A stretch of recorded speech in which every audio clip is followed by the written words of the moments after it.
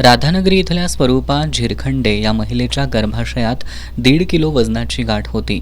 ही शस्त्रक्रिया करण्यासाठी खासगी दवाखान्यामध्ये अंदाजे 1.5 लाख रुपयांचा खर्च सांगितला होता. मोलमजुरी करणाऱ्या या महिलेला हा खर्च शक्य नसल्यानं सामाजिक कार्यकर्त्या सावित्री गुरव यांनी तिला सोळांकूर ग्रामीण रुग्णालयात आणलं. या ठिकाणी वैद्यकीय अधीक्षिका डॉक्टर ज्योती कोले, भूलतज्ञ डॉक्टर राहुल कदम, डॉक्टर मोहिनी इनामदार, अजित शिंदे, विनायक लोहार, वैभव पाटील, प्रताप नाळे, नितीन पाटील, रेखा लोहार, सोनाली सावंत यांनी गुंतागुंतीची असणारी शस्त्रक्रिया यशस्वी करून त्या महिलेच्या गर्भाशयातील 1.5 किलो वजनाची गाठ काढली.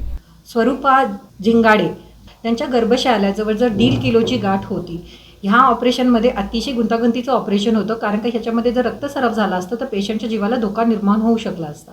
पण ही गुंतागुंतीची शस्त्रक्रिया आपल्या ग्रामीण रुग्णालय सोळांकूर येथे अत्यंत यशस्वीरित्या पूर्ण झालेली आहे. सरकारी दवाखाना म्हटलं की वेळखाऊ उपचार पद्धती आणि लवकर दखल घेत नाहीत असा समज समाजामध्ये आहे. परंतु सोळांकूर ग्रामीण रुग्णालयातील वैद्यकीय अधिकारी आणि कर्मचाऱ्यांनी शासनाकडून मिळणाऱ्या जेमतेम उपकरणांच्या साहाय्यानं दर्जेदार सेवा देण्याचं हे व्रत कौतुकास्पद काम केलंय.